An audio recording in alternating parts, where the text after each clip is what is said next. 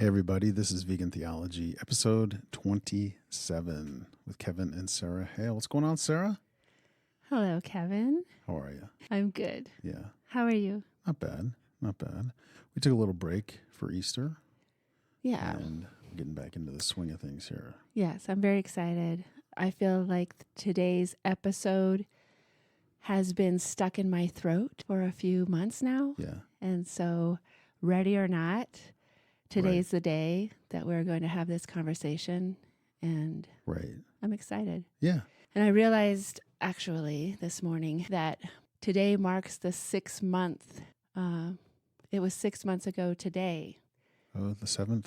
that this journey began for me. Obviously, my journey is not the most important thing that has happened on October 7th or since October 7th. But for me, it has begun a journey that I'd like to discuss today. When October 7th happened, I was immediately made aware of it. In fact, it was my sister who told me, "Have you heard what's happening? There's an attack on Israel, and it's the deadliest day for Jews since the Holocaust." And everywhere I went, people were talking about it. I went to work at my Christian school, and at teacher prayer, teachers were bringing it up as a prayer request. Let's pray for Israel. At church, of course, the news media. One of the podcasts I tend to listen to, which happens to be hosted by an American Jewish woman, and she was weeping and sobbing about what was happening in Israel. And of course, another podcast, The Holy Post, a Christian podcast, was referencing it and talking about it a little bit. And then the Israeli response to the attack began. And I don't know why.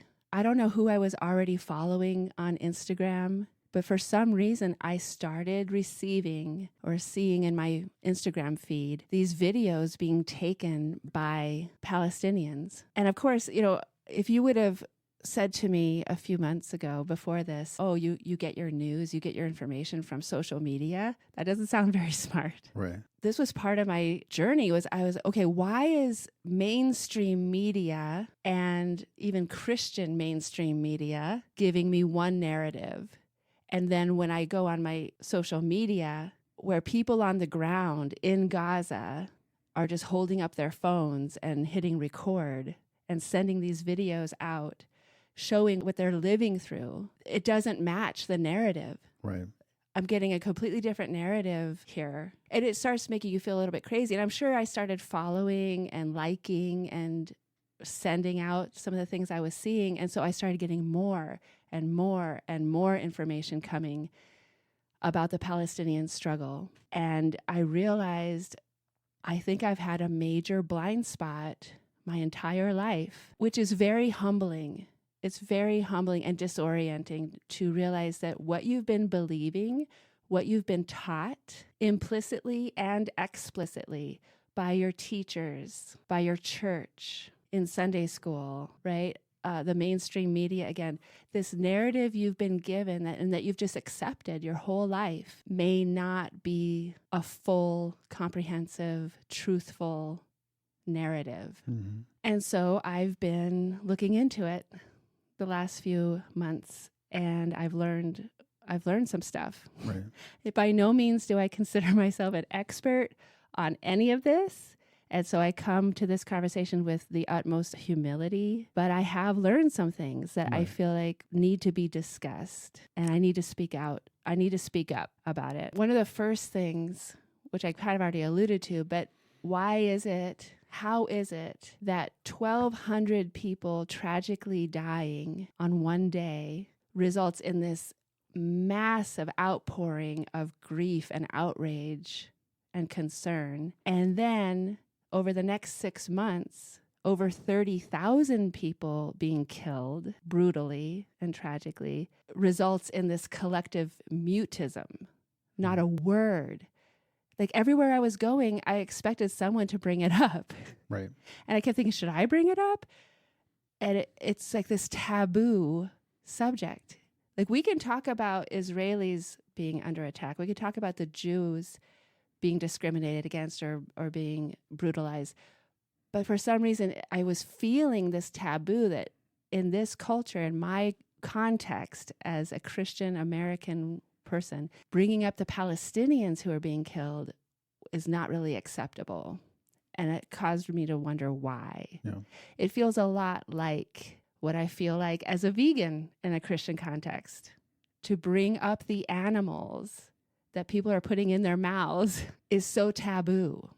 Nobody wants you to bring that up. Right. It's interesting that everybody knows about the Holocaust and references the Jewish Holocaust, and rightfully so. Right. It's a huge scar on human history. Right. It's horrible. It's tragic. It's unbelievable. Sadly, when you Google genocides, you'll be dismayed to see this spreadsheet that just goes on for pages and pages and pages of human genocides throughout history. One I learned of was in the Congo in the 1800s, so just 100 years before the Jewish Holocaust. King Leopold of Belgium genocided 13 million people in Congo. And those that tried to resist, he would dismember them. He would take off a hand. You were either killed or you were dismembered. You were mutilated. It's so interesting. Nobody knows about that genocide, even though it was, by all accounts, even worse. Right. Possibly the worst. Yeah. I remember my pastor as a child. I don't remember how old I was. I think I was probably around junior high age. I remember my pastor preaching from the pulpit, "The United States will always stand with Israel, no matter what." And I think he probably quoted something like, "Those who bless Israel will be blessed by God, and those who curse Israel will be cursed by God. And so the United States will always stand with Israel." And this idea that I've actually heard an American politician say this recently: there are two countries on this planet that God has blessed and that God loves. And it's Israel and the United States, and the two will always stand together.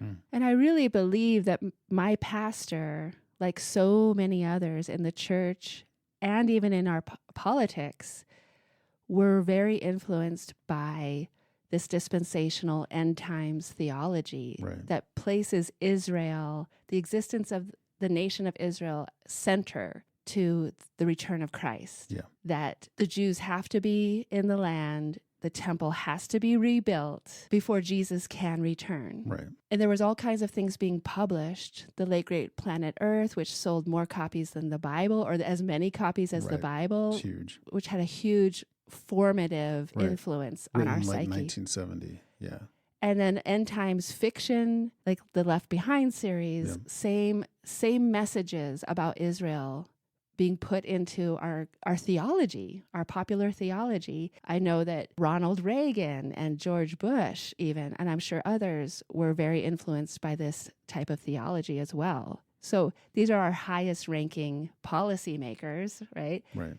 And they're motivated from a place of theology, this theology that says we have to unconditionally love and support the nation of Israel. Yeah. I also started thinking about how about a year ago, my church was saying, hey, what would it be like if a group of us got together and paid for a trip to Israel? Like, how amazing would that be? And we ultimately abandoned the idea because of the cost.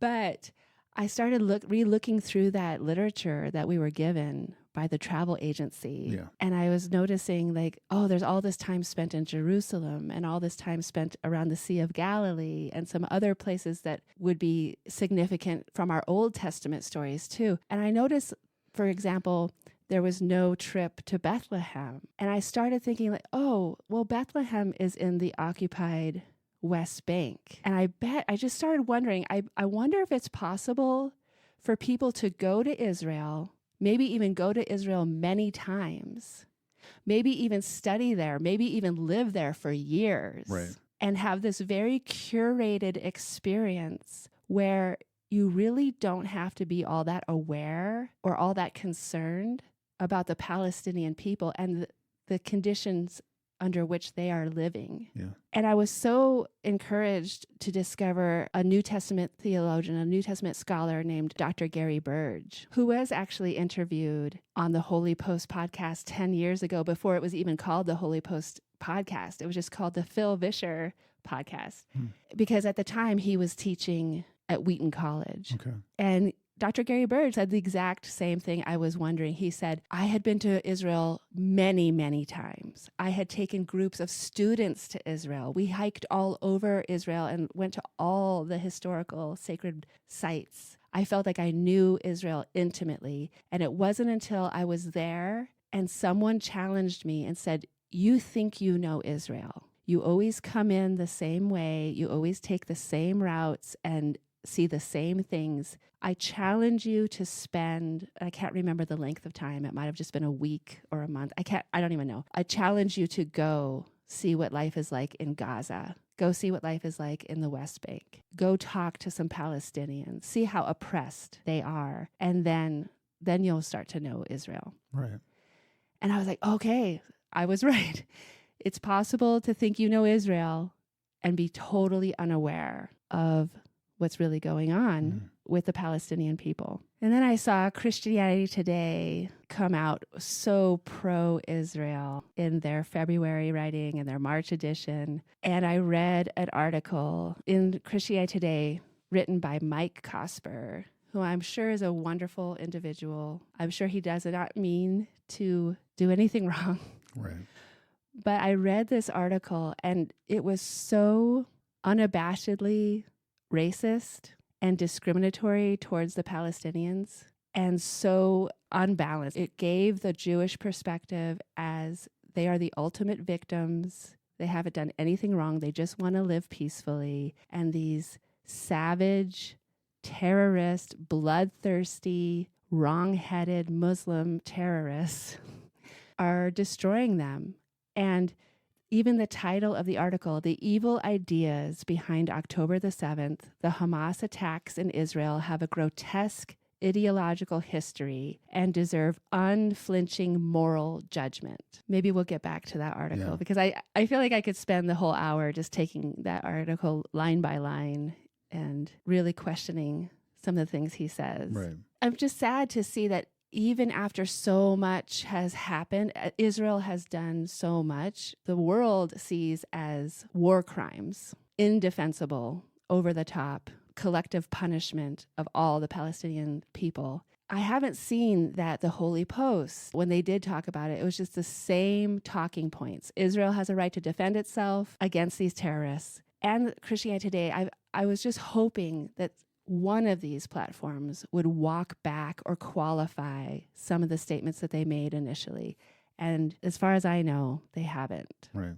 There's this deliberate erasure of the Palestinian people. We lived through 9/11, right? The narrative that was just impressed upon us were that Muslims, the religion of Islam, Arabs, they are scary, scary, scary, dangerous people. Right. So I started to dig into a little bit of history. I wanted to learn what this history is of Zionism and the modern state of Israel and what the history of the Palestinian people is. And so I'm going to share a few things of what I've learned. One place we could start is with Father Abraham.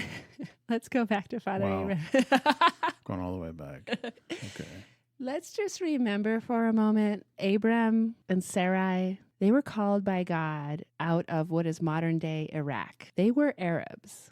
They were Middle Eastern Arabs. So I think it's just important to remember the original Hebrews were Arabs. We're not talking about a completely different race here. Right. It's not what you picture in your mind today when you talk about Jews, right? But that's who we're talking about from the beginning. They were Arabs and they were Semitic, right? But so is everybody from that area. Mm-hmm. Anybody who speaks a Semitic language, be it Arabic or Hebrew or Sumerian or whatever, they're all Semites. It's a little bit, I don't know, amusing that the word anti-Semite or anti-Semitism has been co-opted to just mean you hate the Jews. Right. When really it could be used just as legitimately to say that you hate the Arabs. Right. So just to get some dates clear in our heads, Joshua leads the Israelites into Canaan or into the Promised Land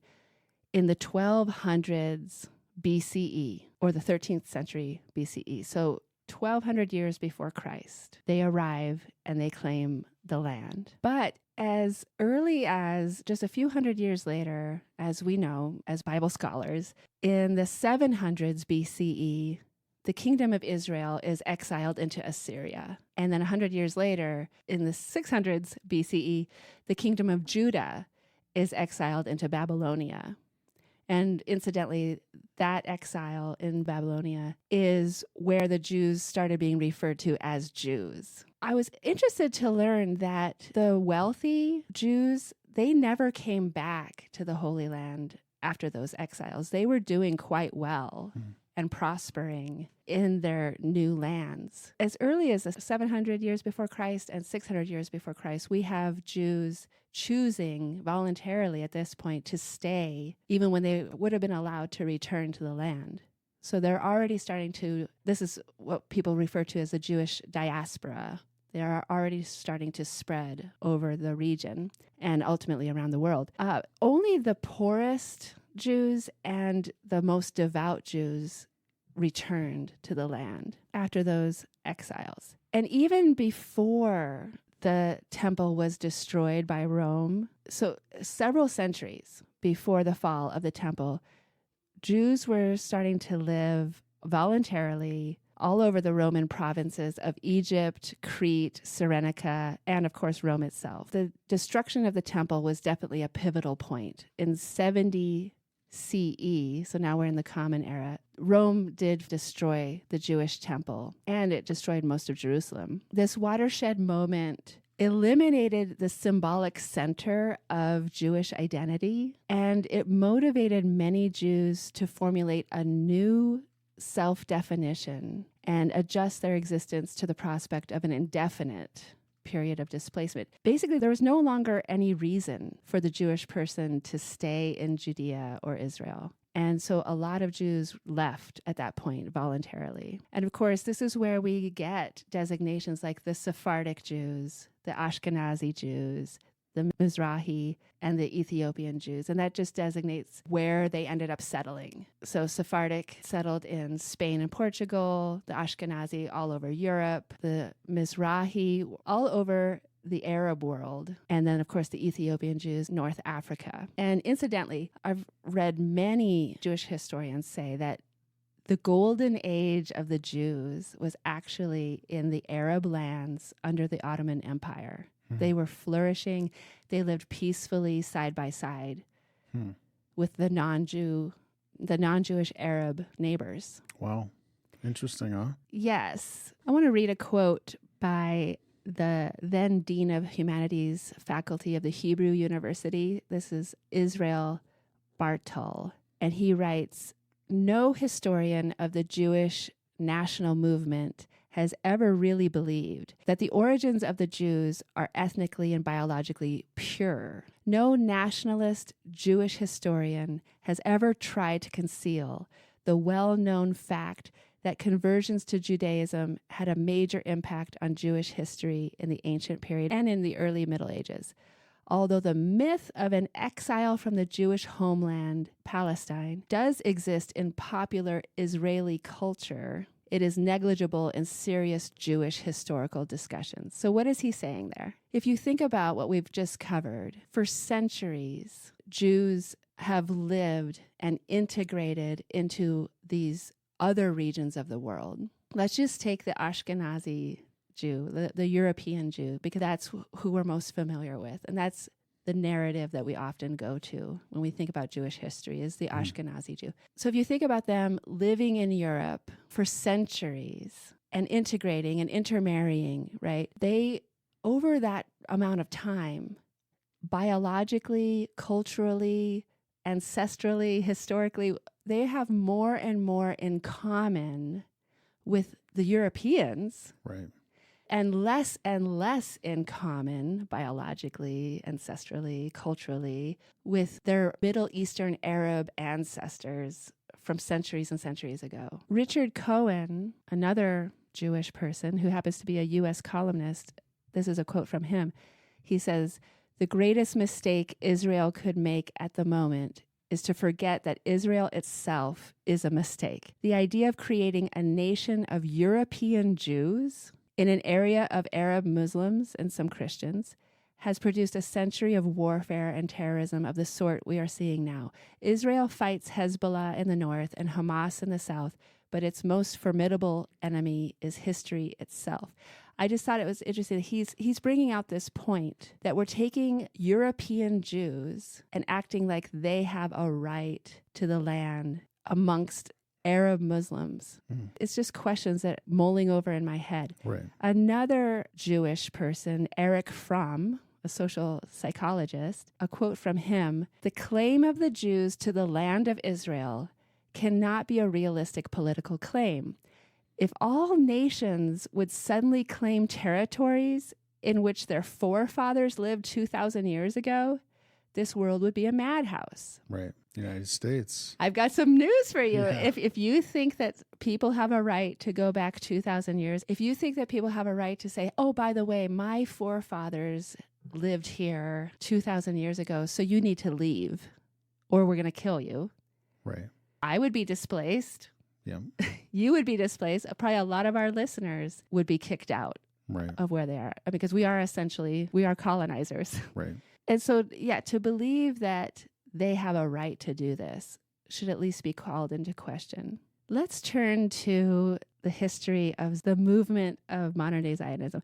If I would have asked you a year ago, Kevin, when do you think Zionism started? When do you think the modern state of Israel was established? I believe the modern state of Israel was established in 1948, and I'm just assuming that, let's just say, Zionists had something to do with lobbying for that. So Zionism probably started before 1948. Exactly when, I don't know. You're probably a little bit more educated than I was, for sure. I was as ignorant as they come on this whole subject. I thought I was taught, the world set up Israel after World War II when European anti-Semitism culminated in the Holocaust. And after World War II, we gave them their own country, which has threads of truth in it. But as we shall see, it's definitely not the whole story. So we're going to go all the way back to the 1880s, where the Zionism movement started emerging. Of course, at this time, just for context, Palestine was under the Ottoman Empire, and the Palestinians, just like a lot of people around the world in the 1800s, were starting to gain a sense of nationalism. Nationalism was really taking off all over Europe. Now for the Czechs, there was a creation of Czechoslovakia. For the Germans, there was a creation of Germany. Nations were really starting to have a national identity and creating their own countries. Well, in the midst of this phenomenon, we meet Theodor Herzl. He's a Jewish atheist, Austrian, and Theodor Herzl says, you know what? We as Jews in Europe have been dealing with anti-Semitism forever. It's never going to go away. There's no hope. And so we Jews need to have our own country. Just like everybody else gets their own country, we should have our own country. And the whole vision of Zionism is we have to be a demographic majority within our country so that we can never be threatened or hurt again. So he starts looking around for some such place to make a Jewish state. And he began searching. 1880s, he was searching, the 90s, the 1900s, and he starts creating these Zionist organizations to raise money and to spread the word and get support. They considered a lot of places in the world. They considered Argentina. In fact, they did set up some colonies in Argentina. The British offered part of Kenya in 1904. They called it the Uganda Plan, but it was actually part of modern-day Kenya. And I just love that. So we're getting into this colonial mindset, right? How the British are like, oh, we offer you a part of this African country. The British have a right to just give away somebody else's land. Yeah. And they did consider going to Kenya. They also considered Egypt and Cyprus. They ultimately chose Palestine because of its historical relevance. And just for context again, at that time, the population of Palestine was 80% Muslim, 15% Christian, and 3% Jewish. The problem is when they choose a place, and they chose Palestine, the problem is there's already people living there. There's already people living there who have lived there for generations, for centuries. This has been their land. But when you have a colonial mindset, that does not matter. In fact, one of the Zionist talking points was, and has always been, it's a land without a people for a people without a land. Wow. So we completely erase the fact that no, there are people there in that land, and and they matter. One of the things I alluded to that Christianity Today article earlier, and Mike Cosper says, today's liberal American academia, they love to cast Israel as this European colony. And that's just not what it is. And of course, he doesn't really defend his position of why it's not just another European colony. But as I continue on, okay, what's your definition of a European colony? Because this has all the marks of being one. Theodor Herzl was proudly colonial and thought of this as a colonial endeavor. In fact, he wrote to the infamous Cecil Rhodes, the British man who colonized what is now Zimbabwe and Zambia for Britain. And he named his colony, do you know? It was called Rhodesia. Rhodesia. He named it after himself. Yeah. The amount of hubris in the colonialist mind. Yeah. So Herzl wrote to Rhodes, and he said, I want you to publicly bless the Zionist colony because it is a colony for Great Britain, a British Empire. And he knew from the beginning that we were going to have to ethnically cleanse the land. We're going to have to occupy the land in order to make this plan work. So as early as 1904, when they chose Palestine, they began setting up Zionist settlements within Palestine. And there's many records of the Zionists referring to the Palestinians as savages. So right from the beginning, there was mistreatment of the Palestinians. When colonialists come in, when Zionists came in, it's not like they're trying to integrate into the society or fit into what's already going on. No, they are taking over it and saying, this is ours now. Then in 1917, we have the Balfour Declarations issued by Britain. So it's named after Arthur Balfour, who is the Foreign Secretary of Great Britain. It's basically a promise that Britain will establish a Jewish homeland in Palestine. This just sets the stage that Britain's going to come into some place around the world and make it a much worse place than it was before they got there. And of course, this causes a lot of anger on the part of the Palestinians. So in 1919, Britain takes over. They occupy Palestine. This is after the Ottoman Empire falls. The British were telling all the Middle Eastern countries at that time, if you rebel against your current occupiers, we will come in and we'll grant you protection and we'll give you all kinds of autonomy and independence. Of course, that was never really the plan, and that's never what happened. The British and the French were planning amongst themselves to divide up the Middle East, to maximize each of their own interests. They have their own motivations. So the British show up, and in the 20s, the 30s, the 40s, there's more and more Jewish settlers coming to Palestine. And the British in this situation are unequivocally pro-Zionism and anti-Palestinians. The British were influenced by their theology, this Christian belief that the Jewish people need to get back to the Holy Land in order to usher in the return of the Messiah. But another reason they were motivated to have the Jews in Palestine is they were amazingly, adamantly anti-Semitic. They didn't want the Jews in England. The more Jews that go to Palestine, the less Jews we have to have here, was basically the sentiment.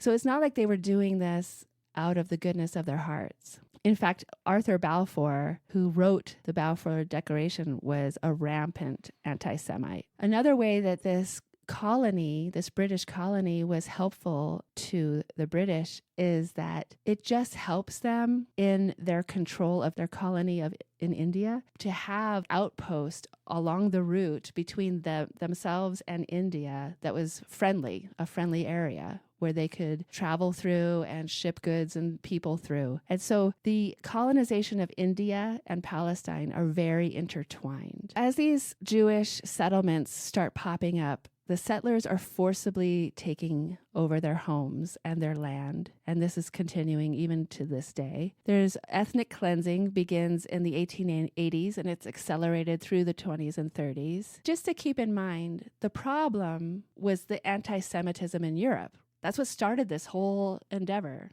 The problem was not that the Palestinians had done anything to the Jews, and yet it's the Palestinians who are paying for European crime. From 1936 to 1939, we have what is called the Great Arab Revolt, because everything just reached a boiling point, and the Palestinians rebelled against the British. Up until that point, they were trying to peacefully protest and send delegations to the Paris Peace Conference. They were trying to peacefully, diplomatically ask for justice and fairness in this whole situation, and nobody was really interested. And it was very clear that they weren't getting anywhere peacefully, and so they staged a revolt. Of course, there was a massive British crackdown in response. In these 3 years, 10% of the adult male Palestinian population was killed. Many were injured, imprisoned, or exiled. And I think it's an interesting thing that the British imprisonment tactics across their entire empire were to keep their prisoners in these tiny barbed wire cages without food or water for days at a time. And these tactics are why the Irish have always loved and supported the Palestinian cause. Wow. Because Ireland was the British first colony, and they used the exact same tactics on the Irish when they were taking over and trying to squelch any resistance. Yeah, I do remember when you were telling me about that. I was intrigued by that. That the Irish get it. Yeah, they have complete solidarity to this day with the Palestinians. In fact, the same brutal black and tans, the British soldiers who were fighting against the Irish Republican Army, were actually deployed to Palestine as early as the 1920s. The British are there helping to set up these settler colonialists into an apartheid state, basically. And there was very open discrimination. They allowed the Jews to set up a parliament and a legislature and other institutions, including their own armed militias that got to patrol around Palestine. And of course, the Palestinians were prohibited by the British from setting up their own institutions. It's just been a constant state of people trying to peacefully protest, in fact, staging strikes, which brought the economy to their knees. And when that doesn't work, then there's resistance, there's armed resistance, which again, to many people's mind, they have every right to resist. They have every right to be revolutionary. Of course, they're not going to be satisfied until they're treated as humans. Right. It's important to point out, and this was news to me as well, that in the 1930s and the 1940s, what was the U.S. doing about things? The U.S. was limiting the quota of Jewish immigrants into the United States. Partly because they wanted to encourage more Jews to go to Palestine, and partly because of anti-Semitism. They wanted a friendly outpost in the Middle East to protect the United States' interests, which is a lot of what's going on to this day.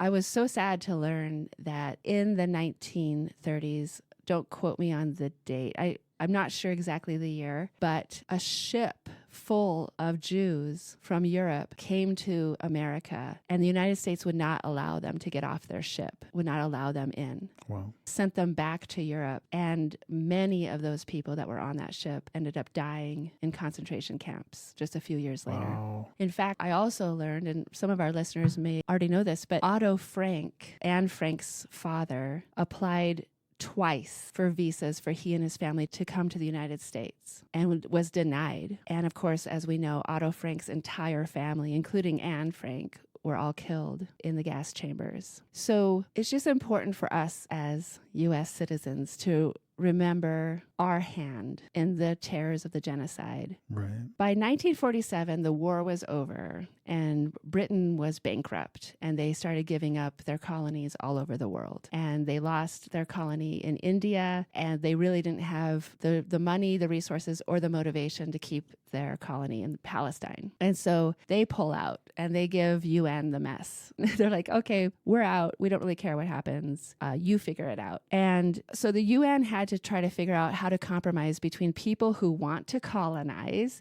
and people who don't want to be colonized. I mean, how do you compromise on how much you want to be colonized? How much would you compromise on that?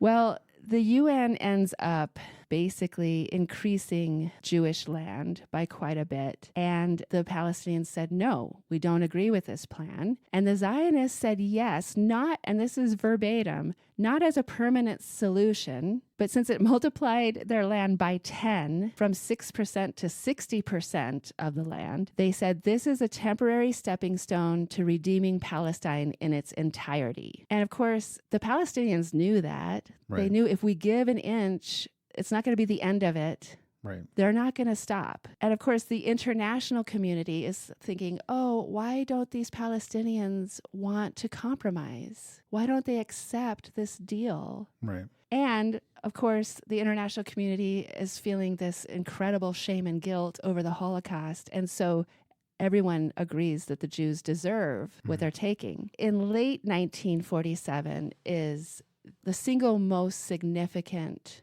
event in Palestinian history. It's called the Nakba, which means the catastrophe. Within 1.5 years, 80% of Palestine was violently colonized. Within those lands, 80% of the Palestinians who lived there were ethnically cleansed. They became refugees in other countries. Over 500 villages, towns, and cities were destroyed and depopulated. 155 separate massacres were committed. 155 separate massacres. Every Palestinian to this day has a story from the Nakba. And of course, then the Jewish settlers just built their own settlements on top of the ruins of these villages. There was mass expulsion. As the rumors of the massacres were spreading, many just left before the Israeli military could get there. In the end, 300,000 Palestinians were ethnically cleansed, expelled, or massacred. And of course, there was resistance on the part of the Palestinians as much as they could. But keep in mind, under the British actually not only allowed the Israeli settlers to have their own militia, the British actively trained their military. And this whole time, the Palestinians were punished if they tried to have their own military. So they have no military. A good percentage of their men had already been killed. And so, of course, they could not stand up against this. Right. Up to 1 million people ended up being refugees from Palestine. They fled to Lebanon, Syria, Jordan, and also the West Bank and Gaza. The West Bank and Gaza Strip are not geographical features of the land. They are basically the couple sections of Israel that Israel was not able to conquer. They were under control of Egypt and Jordan, who were trying to help the Palestinians with their own military. And so these two regions were basically under Palestinian or Arab control, not the Israeli control. A lot of the Palestinians just got crushed into these small areas of land. All these refugees coming in quadrupled Gaza's population. To this day, 80% of everyone in Gaza is a refugee. People wonder, like, why are they so densely populated in Gaza? It's an artificial construct. It's a concentration camp. They are concentrated in there. Right. And we were watching a documentary. I remember, I think they said Gaza is 25 miles long and I think 7 miles wide. And that's it. And you've got all these people. Yeah. It's unbelievable. Many Palestinians today still have their house keys from their homes that they were kicked out of during the Nakba. They carry them as a symbol that someday they may be given the right to return, or that they do inherently have the right to return. In fact, international law says that when a war ends, the refugees have the right to return to their homes. So this is just one of many ways that Israel is breaking international laws by not allowing them to return. As you alluded to earlier, Kevin, in 1948, the formal establishment of the apartheid regime was put in place. Jewish citizens have complete and full civil and political rights. They're governed by a civilian government, just like most places in the world. The Palestinians who survived the Nakba were placed under military government, which means martial law, curfews. If you're found outside of your house after curfew, you will be shot. So there's two different regimes, two different sets of laws, and it's completely based on your race and your ethnicity. For the sake of time, I'm just going to jump ahead. By 1991, Gaza, the West Bank, they're officially demilitarized. They have no control of their airspace. They have no control of their borders. And even at that time, Benjamin Netanyahu said, call it whatever you want. That's the most we're giving them. Of course, Palestinian freedom is the only thing the Palestinians will accept. In 2005, Israel claimed that they disengaged from Gaza, but what that just means is now they're going to control it from the outside. They bombed Gaza's airport. They destroyed their seaport. They retained control of Gaza's water, electricity, airspace, access to the sea, its electromagnetic sphere, its telecommunications, its borders. They control everything and everyone that goes in or out. It's a prison. Wow. To this day, even before October the 7th, the Gazans might have a couple hours of electricity a day. Yeah.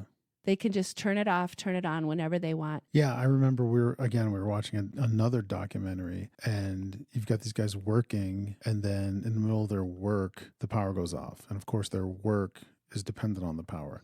So it's just strange. Like, you've got these people just sitting around waiting to get their jobs done, or really to help, because they're pretty much serving each other. And I think these guys were, they were tailors, and yeah, they were mending clothes. And of course, you can't do much when there's no power. You can't make money. You can't take care of your customer. Yeah, it's unreal. Yeah. 75 to 85% of Palestinians are unemployed. Just because it's impossible to make a living. Think about that. Somebody else has power over your water, your electricity, the goods that can come in and out, the people that can come in and out. And I've seen lists of consumer goods that Israel does not allow into Gaza and hasn't different periods of time. I mean, they're always changing the rules, but things that we would think of as essentials, they just they don't need that. Right. We're not going to allow that in. Right. In 2006, Palestinians held a round of elections, and Hamas decided to run for parliament for the first time. And Hamas won 44% of the vote, which translated to 55% of the seats in their parliament. So they became the majority. Because they are popular, Hamas retains the goal of freeing all of Palestine and the goal of returning all of Palestinian refugees. When I was first learning about this and talking with you, Kevin, about this, I remember you making the comment like, I thought things were better. I thought things were, you're not hearing about it as much. It seems like things have been okay. What happened, right? Right. And I think that is a common perception of the average person, at least in our country. Right. But it has not been a period of peace. There has never been a period of peace for the Palestinians. Every day is a violent occupation and a violent apartheid. Right. And I agree that observation probably has a lot to do with what we know from our mainstream media. Oh, absolutely. 100%. I hate to use the word propaganda, but we're sold a narrative. These are the years that Palestinians have experienced carpet bombing. 2008, 2009, 2014, 2021, 2022, and of course now, which is the worst carpet bombing to date. So I'd like to talk about how mainstream media, what is the dominant narrative that we're getting? First of all, they call it a war. They call it a war between Israel and Hamas. I would take issue, and many people are taking issue with calling this a war. Is it a war or is it a genocide? Throughout history, the line between what is war and what is genocide might be blurry, especially in the moment, without hindsight to give us a little bit of clarity. But it's important to remember that no group in history who has been subject to genocide or extermination just sat there and allowed it to happen to them. They always fight back. And it seems like we as Westerners, we're only willing to be sympathetic to the Palestinians if they're completely helpless and not fighting back at all. But as soon as they have armed resistance, suddenly we can't support that.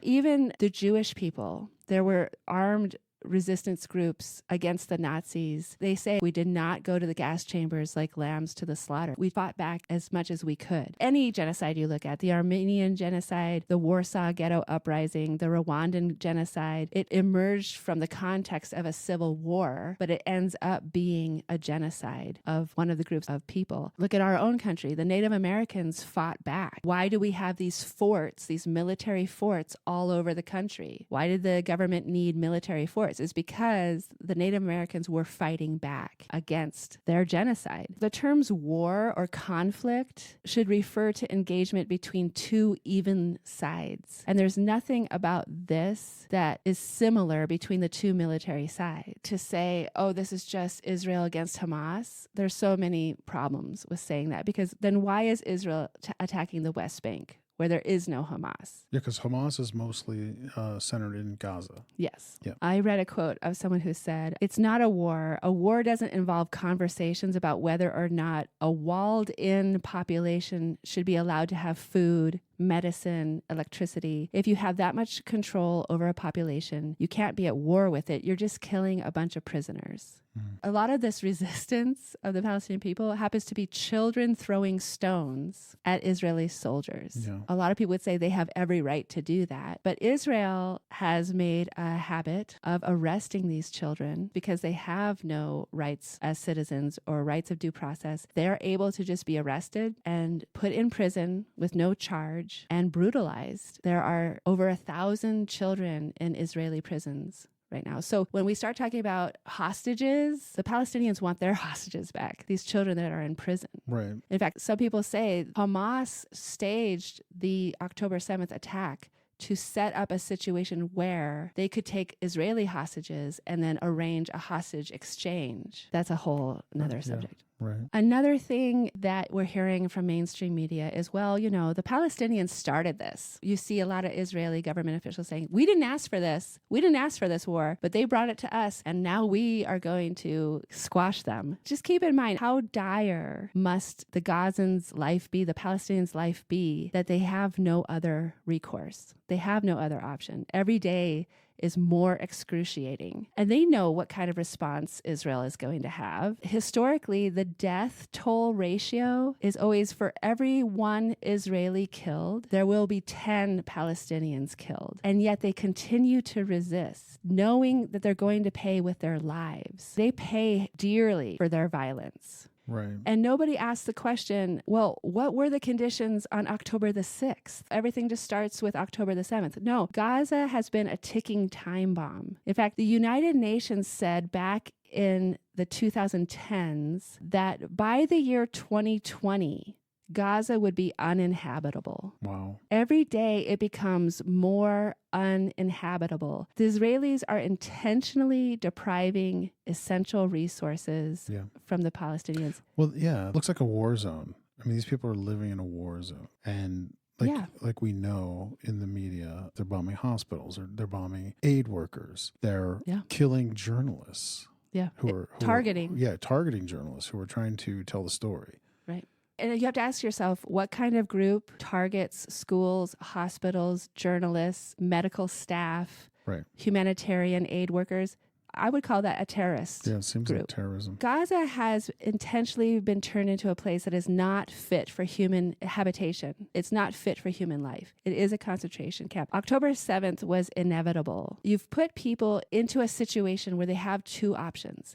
Either they can die passively, or they can die trying to make life better for their children. Which one would you choose? Another thing that people say in mainstream media is October the 7th is proof that Palestinians don't want peace. So they say, this is just proof that the Palestinians are genocidal. They want to annihilate all the Jewish people. This is just proof they don't want peace. And the question we have to ask is, well, what is peace? How do you define peace? Is peace just the absence of violence? Is peace just submission? Just let Israel continue to colonize and dispossess the Palestinians from their land? No Palestinian accepts that kind of peace. Right. Well, why should anyone accept Nobody that kind of peace? would. Right. Palestinians want justice. They want equality and freedom. This just brings me back to the Christianity Today article. He says in there that this dangerous satanic ideology of wiping out all the Jews is what motivates Hamas and motivated the attack.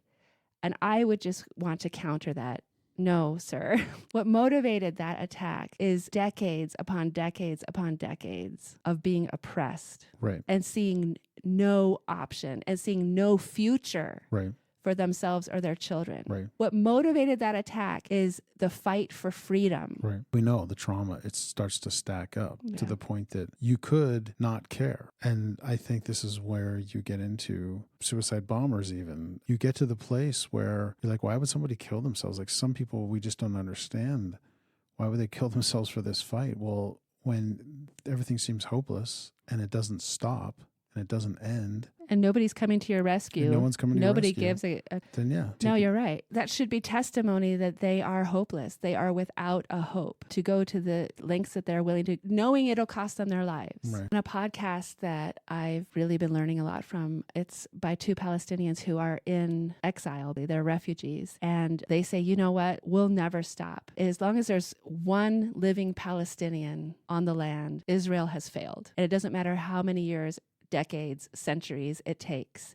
We will never stop fighting for our freedom. They said Algeria, for example, struggled for their independence for 132 years. Wow. And they would have struggled for another 132 years if it was necessary. People don't stop fighting for their own freedom when it's been taken away from them. Yeah.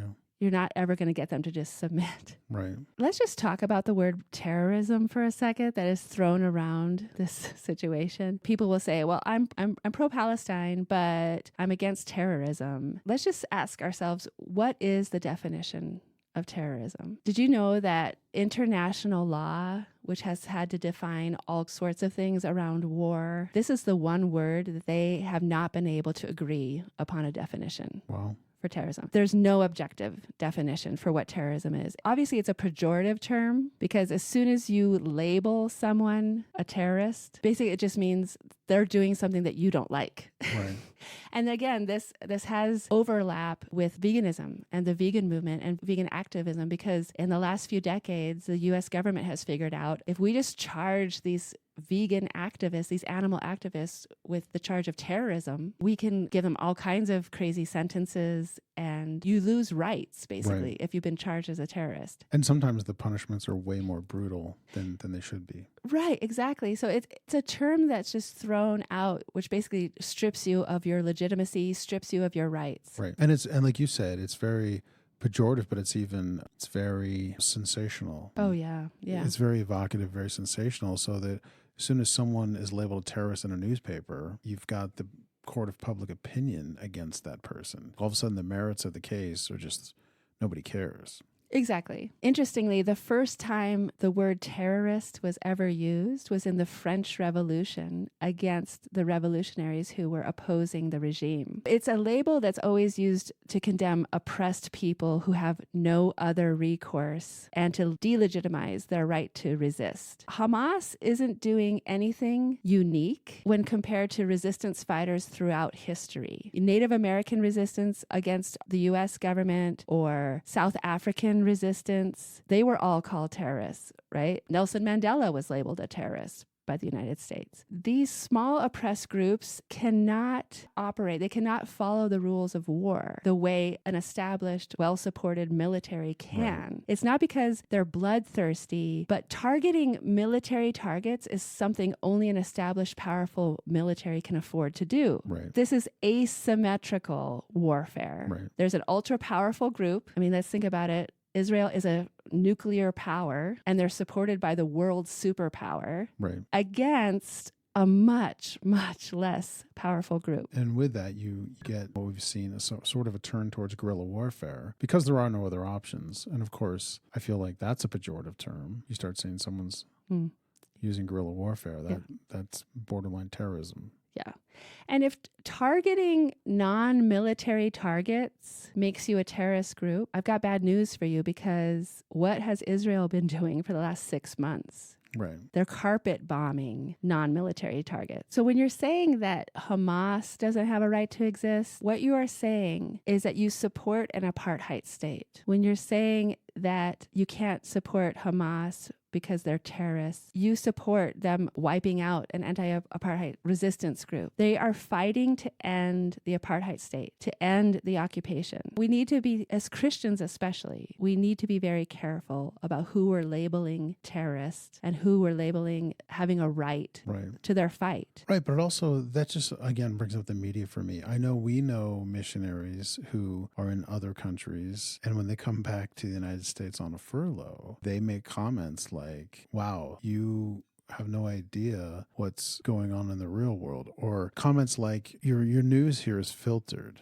or you guys are not getting the full picture here in the United States. So we've heard that from people who have been outside of the United States in even third world countries. Anyway, I always find that very interesting. Speaking of October the 7th, I do want to just say it. The sensational headlines and stories that were being written about the October 7th attacks, including 40 beheaded babies and mass rapes, a lot of those have come under scrutiny and have ended up being retracted by Western news networks. Wow. In fact, Biden, when he was going into a press conference, was told not to quote those stories by his advisors. They were saying, we have not corroborated these stories, but Biden said it anyway to the nation. And even when days or weeks later, those stories are retracted and walked back and said, okay, actually, there is no evidence that any of that happened, the damage has been done. Right. In the imaginations of American people,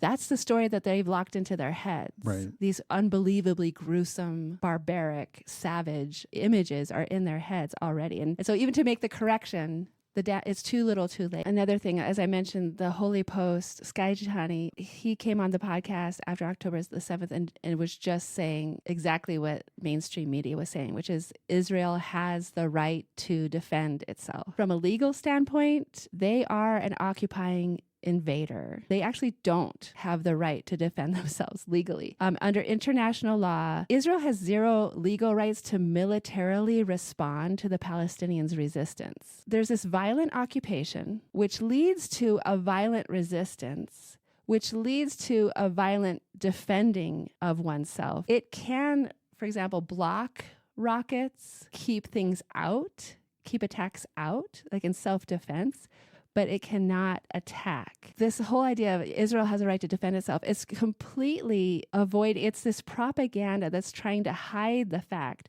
that every day is a day of violence. Every day is a crime against the Palestinian people. Their propaganda says as soon as there is resistance to the Israeli crimes, that's when the problem starts. It just reminds me a lot of abusive families where there's an abusive person that everybody's having to deal with. And as soon as someone complains or stands up to the abuse, all of a sudden that's the problem. Right. I mean, it's exactly the same thing. Right. No, the problem started much, much, much earlier. Right. A Holocaust survivor, Gabor Mate, I hope I'm saying his name correctly. He's a very famous psychologist and writer, and again, a Holocaust survivor.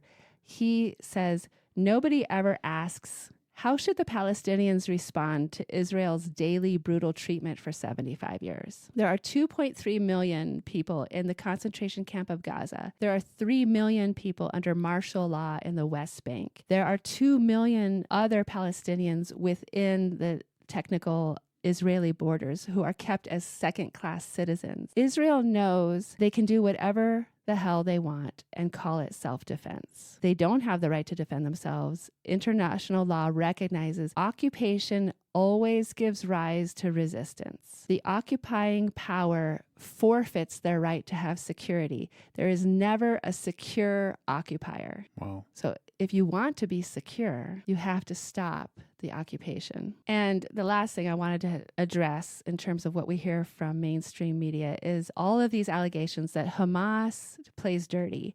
Hamas uses human shields. Hamas uses civilian infrastructure. Amnesty International, on multiple occasions in 2009 and 2014, has said there is no evidence that Hamas uses human shields. What we need to understand, what Kevin alluded to earlier, is Hamas is a guerrilla group. They are inferior militarily in every way. In guerrilla warfare, which is asymmetrical warfare, one side is not an official army. So they can't face the other military on the battlefield. This reminds me of the American Revolutionary War, when the British were so angry at the American revolutionaries who were basically playing dirty, right? Not following the rules of war. Following the rules, right? They won't meet us on the open battlefield. Well, right. No, they couldn't. They could never stand up against the British. They were fighting guerrilla warfare, right. which means they were embedded in the civilian population and they would reemerge when they were ready to do battle. Keep in mind, Hamas, on the one side, you have a group that is orphans, refugees, who can barely get their hands on weapons. They are an anti-colonial resistance group. They're not hiding amongst the civilians because they don't value human life, right? Which is the narrative that we're given. If that justifies carpet bombing and annihilating an entire population, that just means that you would have supported